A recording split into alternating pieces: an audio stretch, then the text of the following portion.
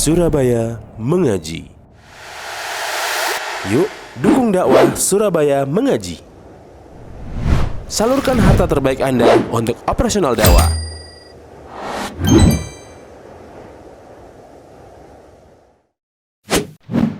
SM Store, amanah dalam muamalah. Assalamualaikum warahmatullahi wabarakatuh.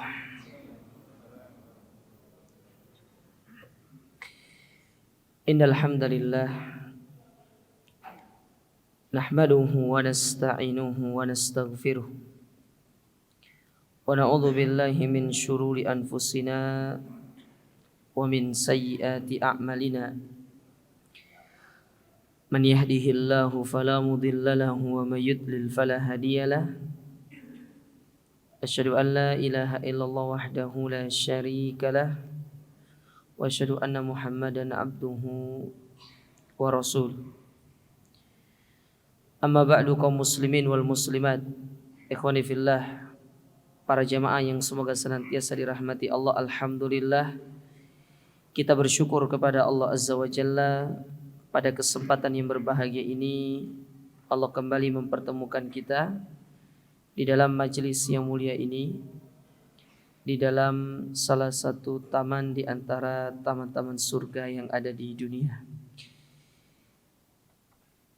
Kembali kita akan melanjutkan pelajaran kita dari penjelasan 3 landasan utama yang ditulis oleh Fadilatul Syekh Muhammad ibn Shalih Al-Utsaimin rahimahullahu ta'ala.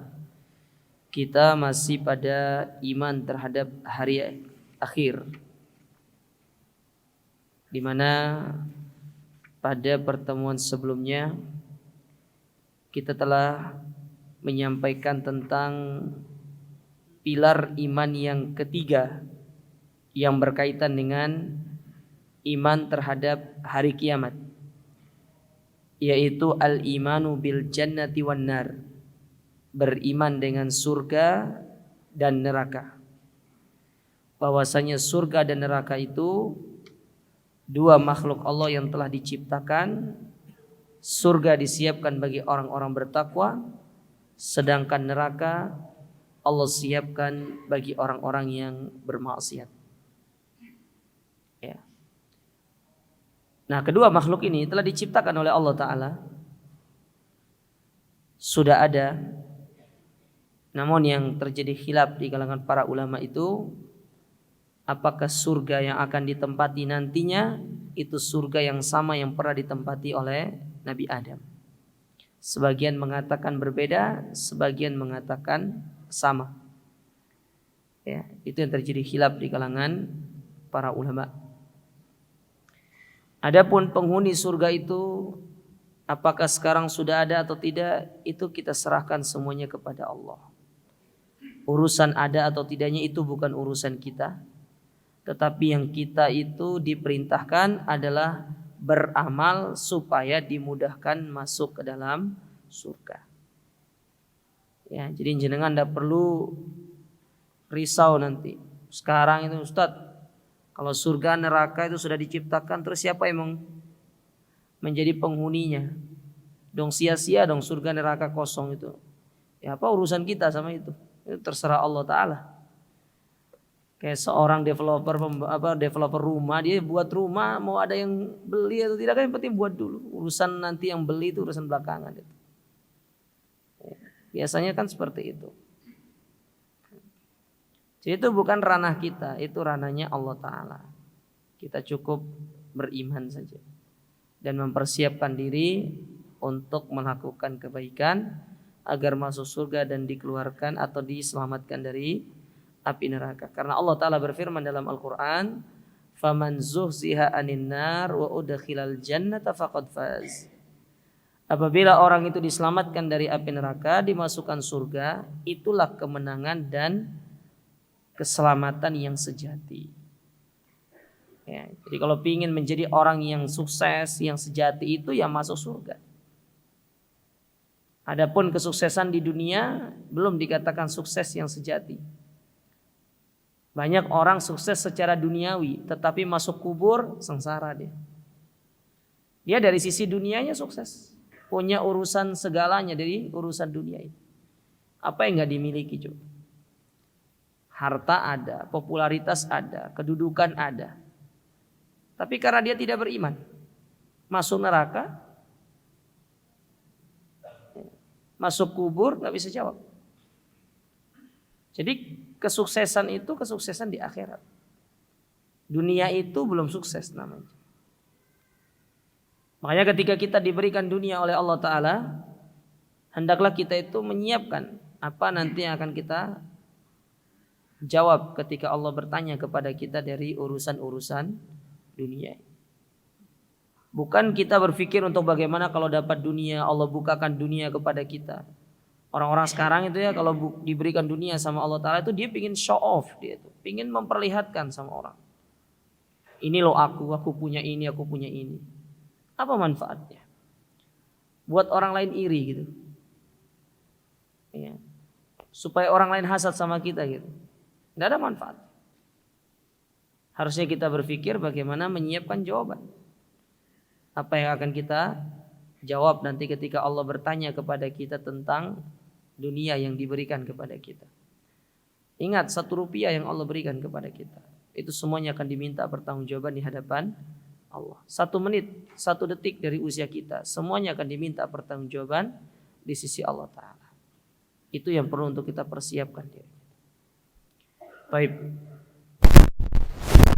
Sekarang kita lanjutkan, masih berkaitan dengan iman terhadap hari kiamat, terkhusus setelah kematian.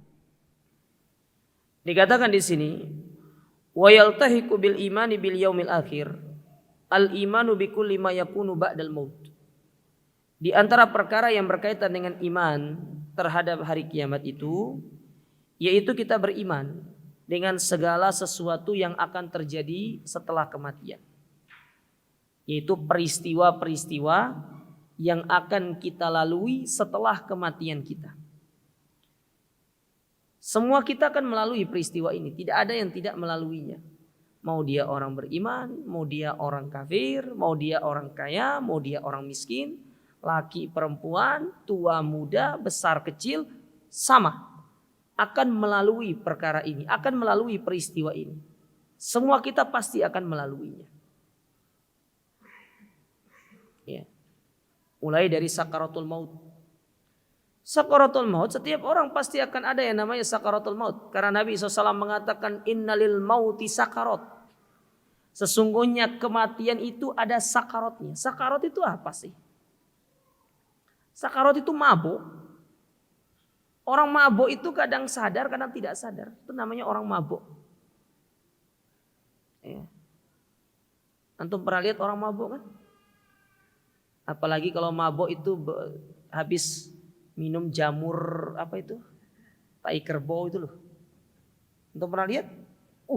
Kacau itu. Saya punya teman itu kayak gitu. Jadi pakai jamur kotok yang dari tai kerbau itu dicampur sama kecubung. Lengkap sudah. Hampir teler itu. Itu dia naik ke atas meja. Tahu apa kata dia? Ada laut katanya.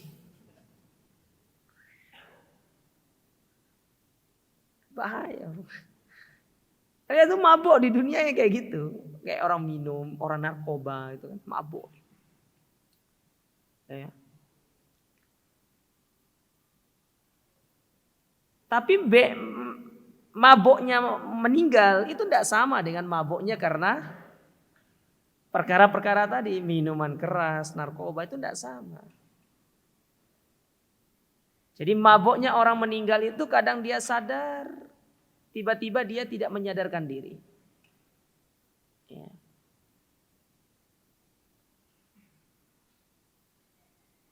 Kita akan merasakan hal tersebut. Semua kita pasti. Cuma beda. Masing-masing orang itu nanti akan merasakan sakarat yang berbeda. Terutama ketika nanti dicabut ruhnya itu beda. Orang beriman dicabut ruhnya dengan mudah. Tetapi kalau orang kafir, maka dia akan dicabut dengan begitu keras. Dipaksa oleh malaikat maut itu untuk keluar dari jasadnya. Coba antum baca kitab-kitab para ulama yang berkaitan dengan itu, terutama kitab Al-Janaiz misalkan. Peristiwa sebelum meninggal dunia, kitabnya Imam Al-Qurtubi misalkan, ensiklopedia kematian, At-Tadhkirah. Itu disebutkan. Ya, bagaimana kematian itu mengerikan. Ya, sangat mengerikan.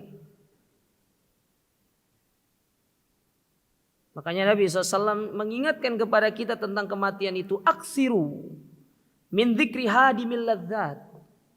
Dalam riwayat yang lain, aksiru min dzikri hadimil ladzat. Pakai dzal. Satunya pakai dal, satunya pakai dzal.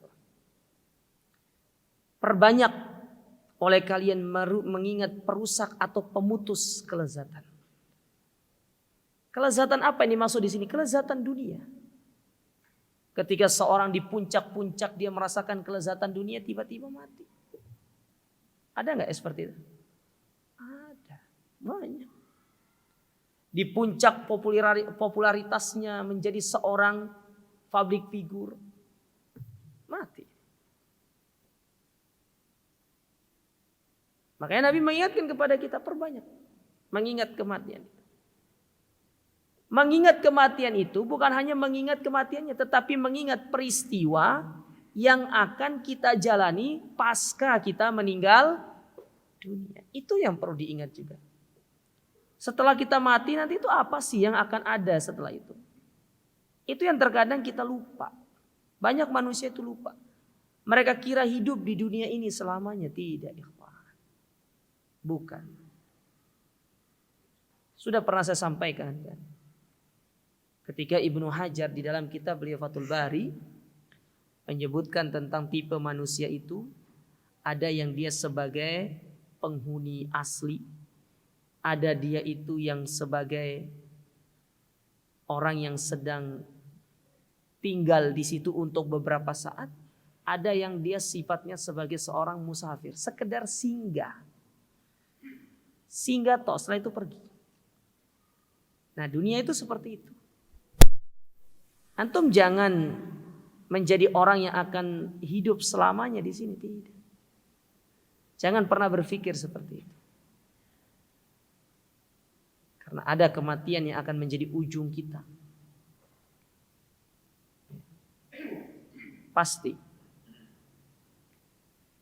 Nah, kata Syekh di sini, bagian daripada kita beriman kepada hari kiamat itu, kita beriman terhadap perkara yang akan terjadi setelah kematian. Kalau yang kemarin-kemarin kita berbicara itu ya, 1, iman kepada hari kebangkitan. 2, iman kepada yaumul hisab dan yaumul jaza. Yang ketiga surga neraka. Itu jauh. Ini loh yang dekat dulu, kematian. Itu jauh nanti. Yang paling dekat dengan kita sekarang itu apa sih? Al-maut. Kematian. Itu yang paling dekat. Jangan kira orang yang tua itu yang akan mati duluan, tidak. Tadi pagi ada seorang pegawai di pondok kami itu. Baru tadi pagi dia berbicara dengan anaknya. Ngobrol sama anaknya. Kata dia tadi pagi ngobrol sekitar jam 7. Jam 9 datang berita anaknya meninggal dunia. Padahal baru jam 7 tadi ngobrol sama anaknya. Jam 9 datang berita anaknya meninggal dunia. Dia posisi di Surabaya, anaknya di Banyuwangi.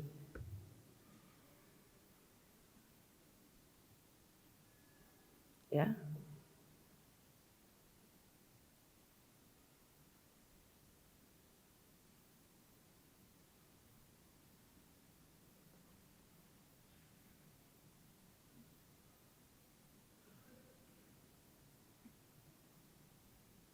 Ayak di Banyuwangi.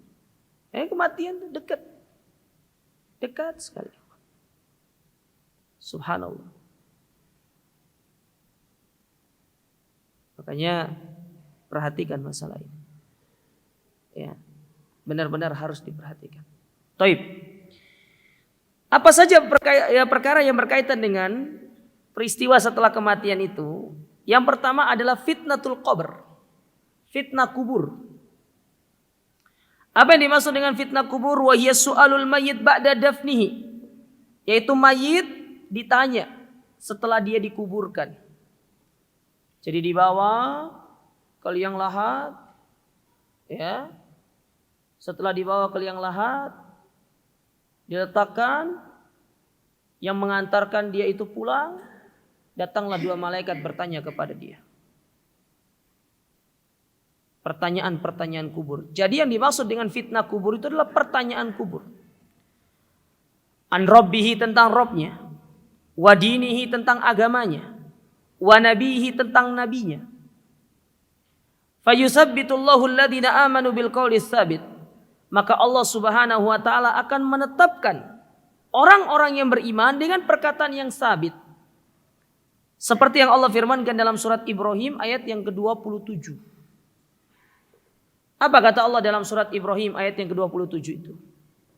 Allah berfirman, yusabbitullahu alladhina amanu bil qawli tsabit fil hayatid dunya wal akhirah. Ya. Fil hayatid dunya wa fil akhirah wa yudillullahu adh-dhalimin wa yaf'alullahu ma yasha. Allah akan mengokohkan perkataan orang-orang yang beriman dengan perkataan yang sabit, baik di kehidupan dia di dunia ataupun kehidupan dia di akhirat. Apa yang dimaksud dengan perkataan yang sabit dalam ucapan ini? Yaitu ungkapan yang sangat kokoh. Maka ditafsirkan oleh para ulama, adapun perkataan yang sabit di dunia itu maksudnya adalah Allah akan memudahkan kita untuk melakukan amal soleh. Jadi orang yang beriman, yang benar-benar keimanannya itu, dia akan diteguhkan hatinya untuk beramal, mudah dalam beramal. Dan inilah yang ditafsirkan oleh para ulama dari sabda Nabi SAW. Nabi pernah bersabda, seorang itu masuk surga bukan karena amalnya, tetapi karena rahmat Allah. Maka di antara bagian rahmat Allah Ta'ala kepada manusia yang dikehendaki oleh Allah masuk surga, dimudahkan dia beramal. Jadi mudahnya beramal itu bagian daripada rahmat Allah. Ketika kita ini mudah dalam beramal, berarti kita sedang diberikan rahmat oleh Allah Ta'ala.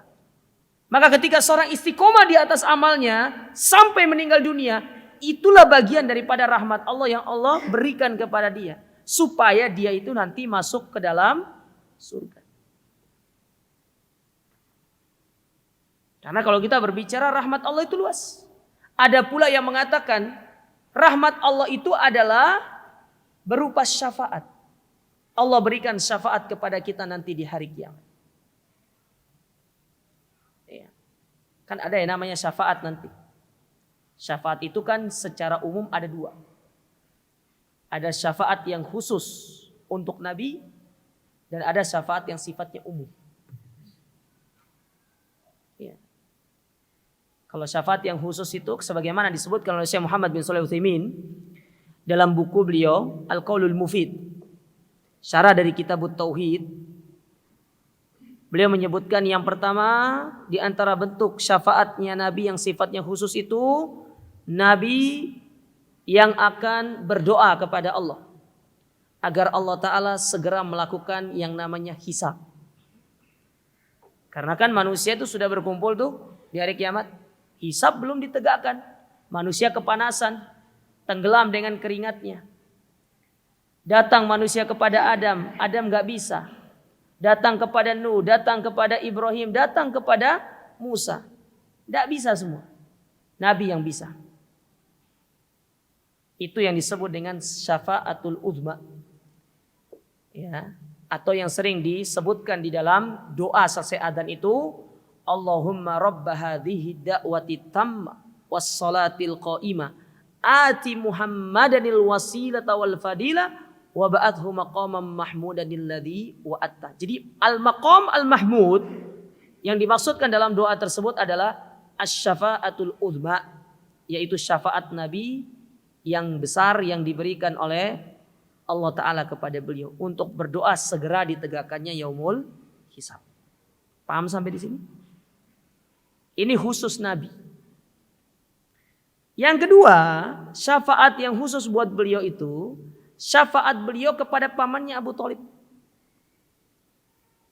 Yang dengan syafaat Nabi, Abu Thalib menjadi orang yang paling ringan siksanya di dalam api neraka.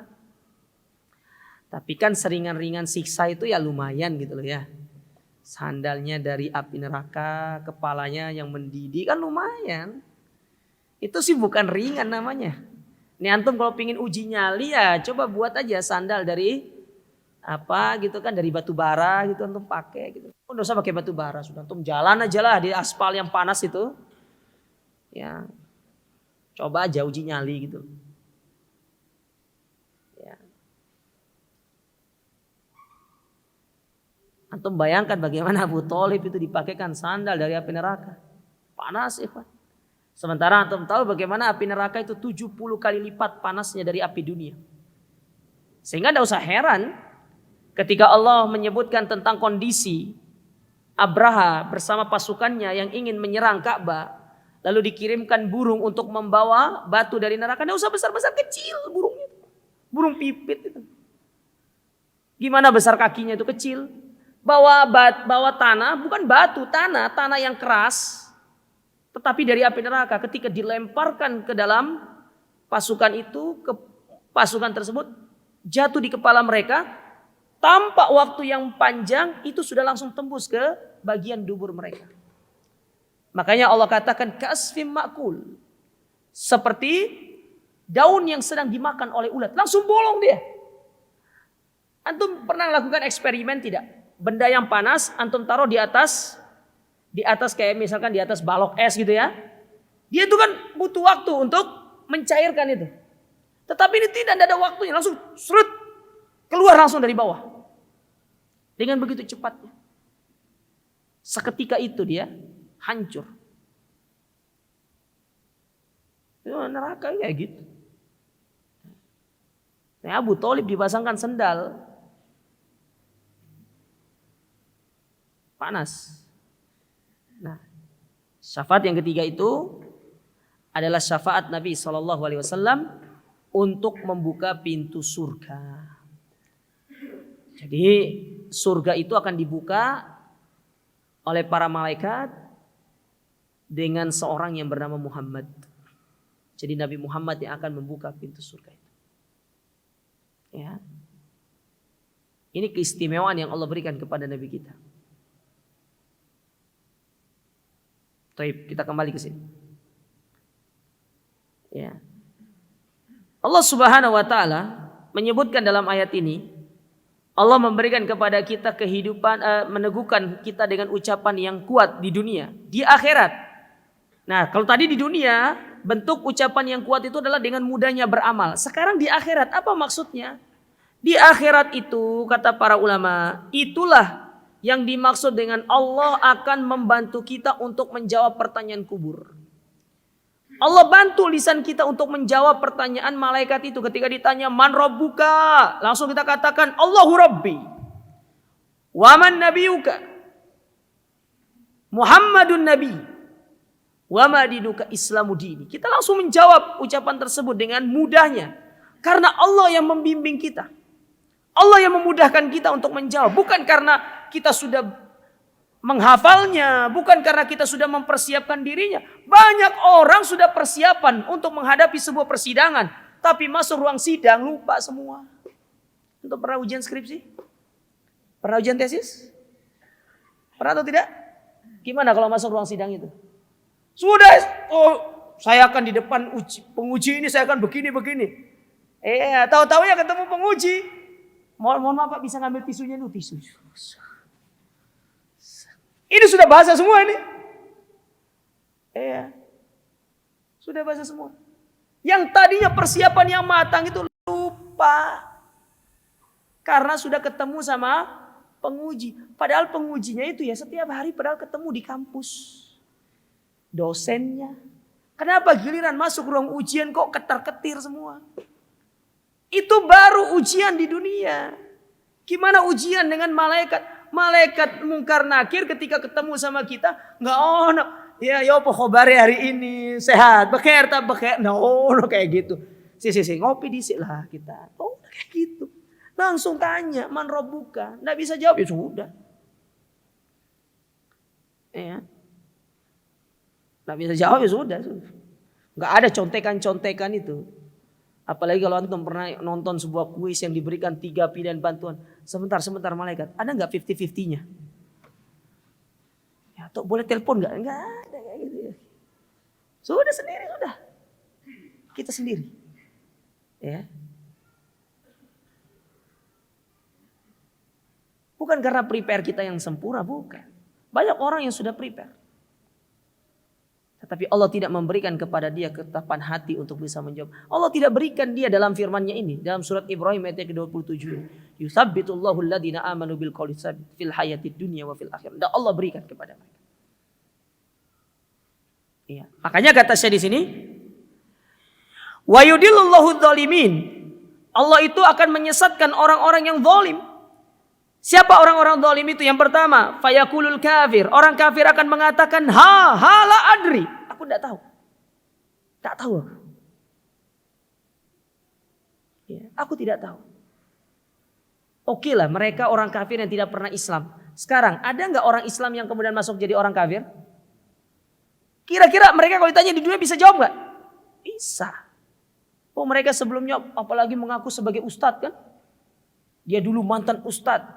Ya, itu bukan ustadz, itu ngustadz kalau benar. Ini bukan ustadz. Kalau ada, ya. Dulunya mungkin dia katakan dirinya sebagai seorang dai, cendekiawan Muslim, lalu masuk ke dalam agama. Apakah dia tidak paham apa yang ditanyakan? Paham dia di dunia. Tapi di akhirat dia akan mengatakan, lah, aku tidak tahu. La adri. Tidak tahu. Itu orang kafir. Orang munafik lebih parah. Ya.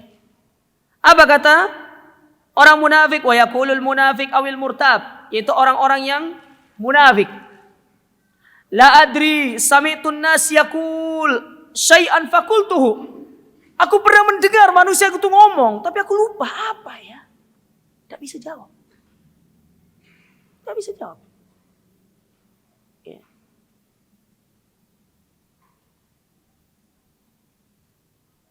Tidak bisa jawab.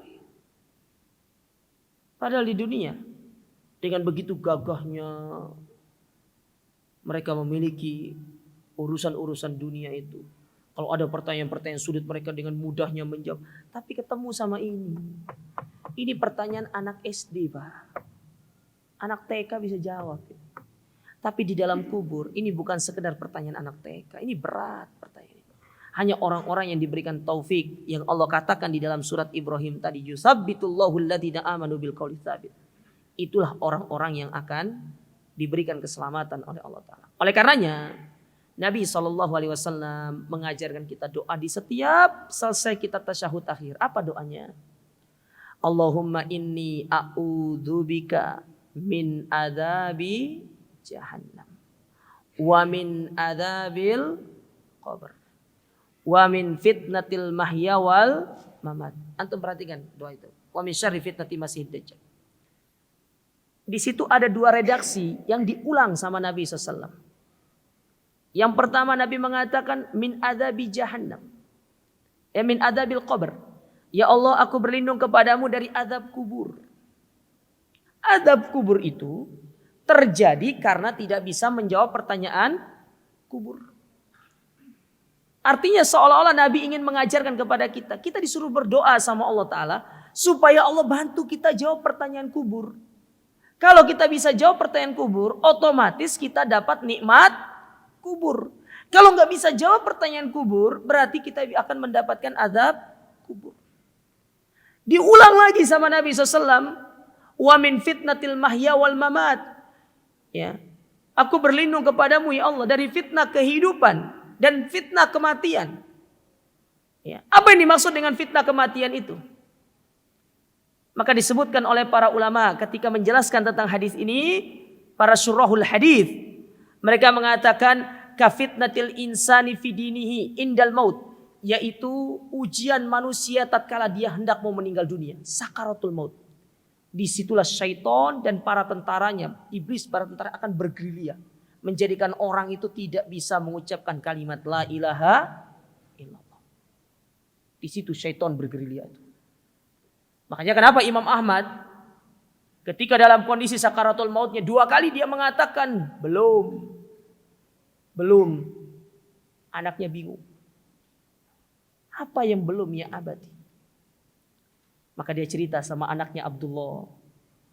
Barusan iblis datang kepadaku dengan mengatakan, wahai Ahmad, engkau telah selamat dari fitnahku. Kata aku belum. Justru disinilah iblis itu akan melancarkan fitnah terbesarnya. Ketika dia sedang berada dalam kondisi sakaratul maut. Makanya kenapa orang mau mati itu disuruh talqin. Supaya dia itu benar-benar meninggal dalam kondisi muslim. Mengucapkan kalimat syahadat. Sehingga di antara sunnah ada orang sakaratul maut itu tidak boleh ditunggu oleh banyak orang. 1 orang aja. Dia yang akan mentalkin orang ini. Bukan banyak orang, apalagi orang jahil, orang tidak ngerti, nggak paham apa yang harus dia lakukan ketika orang itu sakaratul maut. Yang ada nanti ngomong masalah apa? Harta gono gini. Ini orang sakaratul maut diarahkan untuk mengucapkan kalimat la ilaha illallah. Tapi ini ngomongnya, ya abi kita mau mati. Aku tanah yang di sana, kamu tanah yang di sana ya. Abinya mau mati. Ngomongnya tentang dunia.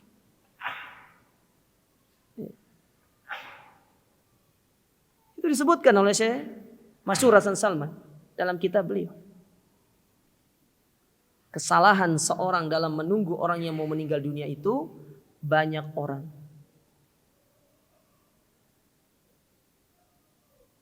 Bukan itu yang harus kita lakukan. Kita doakan agar dia mendapatkan akhir yang husnul khotimah. Dia masuk ke dalam firman Allah Ta'ala, wala tamutunna illa wa antum muslimun. Engkau meninggal dalam kondisi muslim. Mengucapkan la ilaha illallah itu yang paling penting. Makanya kalau kita menganggap diri kita tidak bisa mentalkin orang ini, carikan orang yang bisa.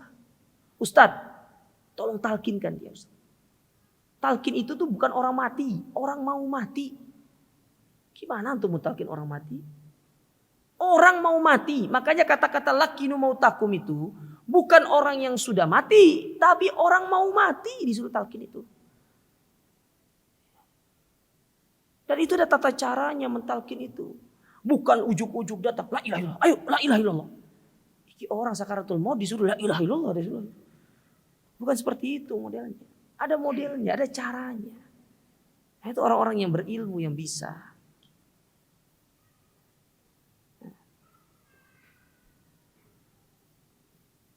Ya.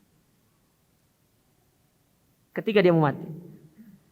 Atau yang dimaksud dengan fitnah kematian itu kata para ulama wasu'alul malakain atau pertanyaan 2 malaikat. Itu bagian daripada fitnah kematian. Kita disuruh berlindung kepada Allah Ta'ala dari semua itu.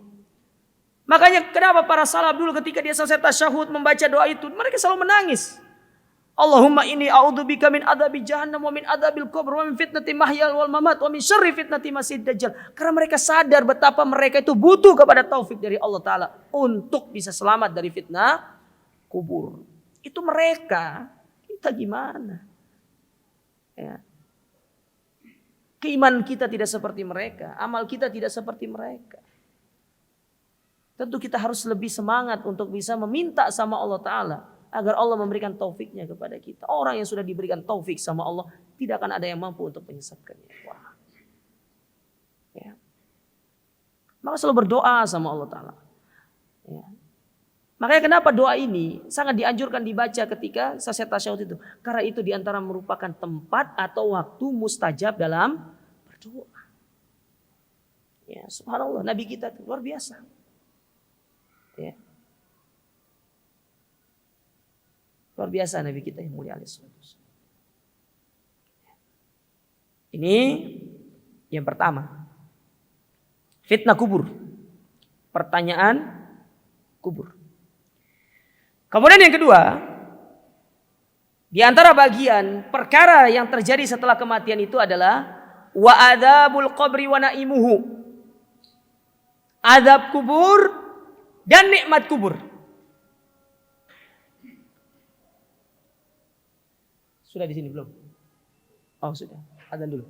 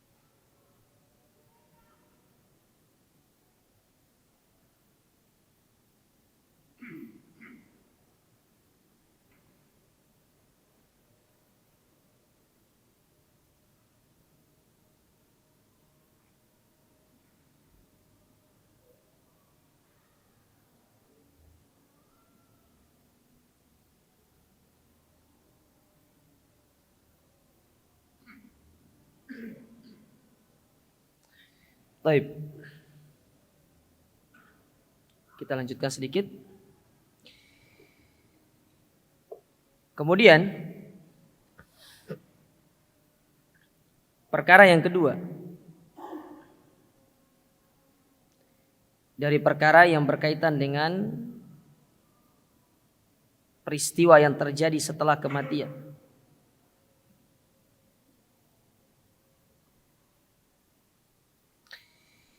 Yaitu adzabul qabr wa na'imuhu. Azab kubur dan nikmat kubur. Jadi peristiwa ini setelah yang pertama tadi, orang bisa jawab pertanyaan kubur, dia dapat nikmat kubur. Kalau dia tidak bisa jawab, maka dia mendapatkan azab kubur. Fayakunul azab, adapun azab ini Allah siapkan bagi lidzalimina minal munafikin wal kafirin. Allah siapkan bagi orang-orang munafik dan orang-orang kafir. Ya. Allah siapkan bagi mereka. Sebagaimana Allah Subhanahu wa taala berfirman,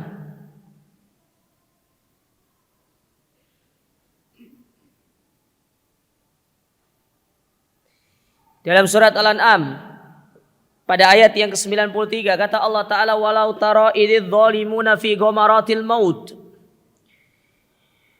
Dan sungguh sangat mengerikan sekiranya engkau melihat pada waktu orang-orang yang zalim itu berada dalam kesakitan ketika sakaratul maut.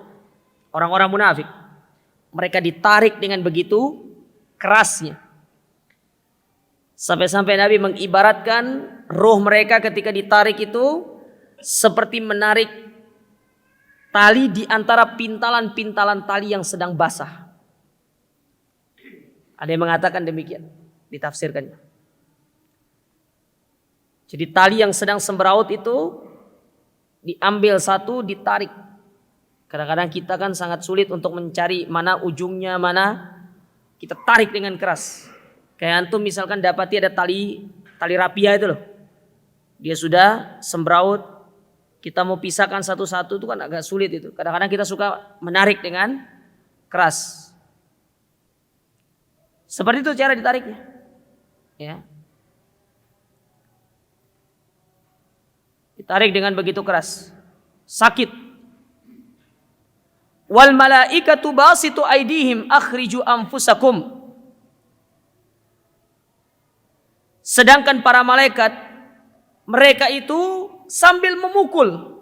Jadi disuruh keluar roh itu dari jasad itu, tapi tidak mau. Dipukul sama malaikat. Kata malaikat keluar. Keluar. Disuruh keluar, tidak mau. Sudah gitu dipanggil dengan panggilan yang sangat buruk. Ya ayyatuhan nafsul khabitha. Wahai jiwa yang buruk. Jiwa yang busuk. Fi jasadil khabith. Pada jasad yang buruk. Keluar. Keluar engkau. Menuju kemurkaan Rabbmu. Dan azab yang Allah siapkan bagimu. Itu kata malaikat. Ketika dia keluar, dibawa oleh malaikat untuk naik ke atas langit, tidak dibukakan pintu langit. Dilemparkan dia. Itu orang-orang kafir itu begitu. Ya. Dia tidak mau keluar, dia tidak mau berpisah karena dia tahu azab yang Allah siapkan bagi dia. Ya.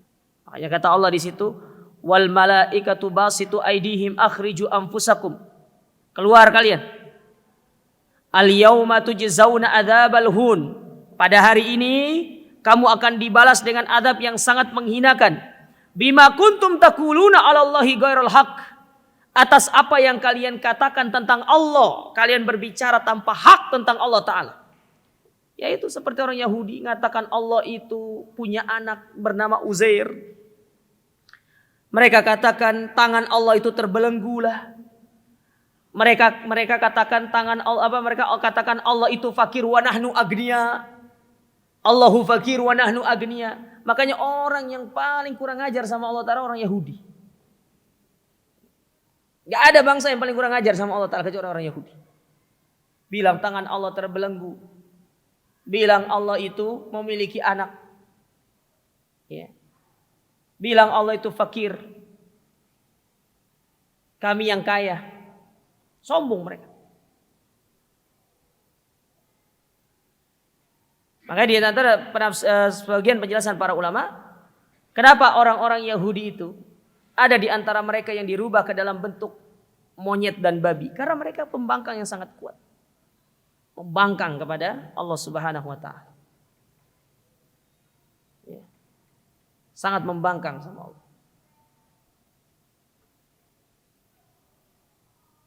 Nah, Allah katakan di sini atas apa yang kalian katakan tentang Allah tanpa hak. Wa kuntum an ayatihi tastakbirun. Dan kalian sombong tidak mau menerima ayat-ayat Allah Ta'ala. Dinasehati, didatangkan wahyu, tidak mau terima. Kita bukan tidak mungkin masuk ke dalam ayat ini. Bisa saja. Kalau kita itu tidak mau beriman kepada Allah. Disampaikan hujah, disampaikan dalil. Tidak mau beriman, tidak mau mengikuti dalil. Bahkan dengan sombongnya menolak dalil tersebut. Subhanallah. Hati-hati ikhwan. Ketika ayat Al-Quran kita dustakan. Ketika hadis Nabi SAW kita dustakan, kita tolak. Tunggulah kehancuran kita.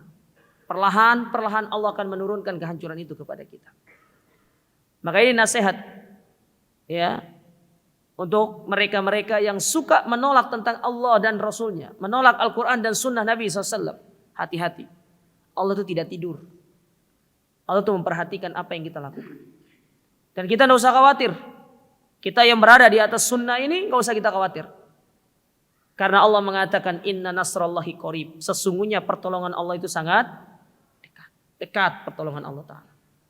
Kata para ulama, wa kullu syai'in qarib atau wa kullu syai'in atin qarib. Segala sesuatu yang disebutkan dia akan datang, maka itu adalah perkara yang sangat dekat dengan kita. Tidak usah heran, tidak usah khawatir. Ya.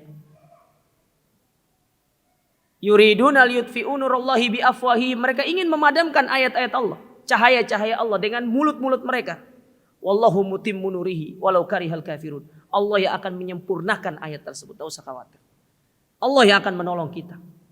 Yang penting sekarang itu kita berdakwalah dengan cara yang terbaik. Ajak manusia ini untuk mengenal dakwah sunnah ini. Ajak mereka untuk mengenal bagaimana indahnya dakwah sunnah Nabi SAW. Manhaj salaf ini. Manhaj yang benar di atas akidah yang lurus. Mengajak kepada peribadatan yang sesungguhnya kepada Allah Ta'ala. Bukan peribadatan kepada sesama makhluk. Dan antum yang ada di sini sudah merasakan bagaimana indahnya manhaj salaf itu. Nikmat. Satu kenikmatan yang sangat luar biasa. Maka ajak saudara-saudara kita. Ya. Wa qala ta'ala fi ali Fir'aun. Kemudian Allah juga berfirman di dalam surat Ghafir tentang Fir'aun. Allah katakan an-naru yu'raduna 'alaiha guduwan wa ashiya. Neraka itu ditampakkan kepada Fir'aun di sore hari, di pagi hari. Wa yauma taqumus sa'a, dan tatkala nanti hari kebangkitan dibangkitkan, adkhilu ala fir'auna asyaddal adab, maka mereka akan dimasukkan ke dalam api neraka. Artinya mereka itu diberikan bonus dulu di dalam kubur, disiksa dengan adab kubur yang sangat pedih. Antum bayangkan ya, Fir'aun itu jasadnya di mana? Di dalam tanah atau di atas tanah? Di atas tanah dia Fir'aun itu. Tapi Allah katakan dalam ayat ini, Fir'aun itu siang malam diadab. Siang malam diadab sama Allah Ta'ala. Jadi adab kubur itu, antum tidak bisa pergi melakukan penelitian masuk ke kubur. Terus antum pengen lihat adab kubur ini seperti apa ya. Beda alam sudah. Kita di alam dunia. Azab kubur itu alam barzakh. Ya antum mau melakukan penelitian bagaimanapun ya tidak bisa. Ya kadang-kadang kita ini pintarnya kebablasan juga gitu ya. Ya ingin melakukan sebuah penelitian. Ya. Akhirnya lakukan sebuah observasi komprehensif tentang bagaimana bentuk azab kubur. Kalau pingin ya mati dulu kita. Baru pengen tahu. Enggak ada orang bisa ngelihat adab kubur itu. Karena sudah beda alam. Ya, bukan alam dunia. Ya, itu sudah di alam yang berbeda. Nah, makanya kata para ulama itu khilaf di kalangan para ulama itu. Apakah, nanti antum bisa cari ya. Ini PR nih buat antum nih. Apakah yang diadab itu adalah jasadnya saja? Ataukah ruhnya saja? Ataukah kedua-duanya? Ini khilaf di kalangan para ulama. Ya, apakah hanya jasadnya yang diadab, ataukah ruhnya saja yang diadab, ataukah ruh dan jasadnya diazab? Itu monggo. Silakan jenengan coba baca sendiri, cari biar ada semangat untuk baca nanti di rumah. Ya, biar nanti baca buku-buku akidah itu. Nanti kalau antum akan tahu jawabannya. Ya. Ya, kalau antum tanya saya, Ustadz pilih yang mana? Nanti aja pertemuan berikutnya saya kasih tahu. Tapi mungkin ini bisa saya sampaikan. Kurang lebihnya mohon maaf. Jazakumullah khairan. Untuk Rabu depan kita libur ya. Insya Allah kami akan ikut daurah insya Allah. Ya, kita ikut daurah di Batu. Ya, selama 6 hari bersama Syekh Usman Khamis dan Syekh Al-Jawabirah insyaallah. Ya, jadi untuk Rabu depan kita libur, ketemu lagi pada bulan Juni ya, insyaallah di bulan Juni ya. Barakallahu fikum. Kita akhiri subhanakallahumma rabbana bihamdika asyhadu an la ilaha illa anta astaghfiruka wa atubu ilaik. Wassalamualaikum warahmatullahi wabarakatuh.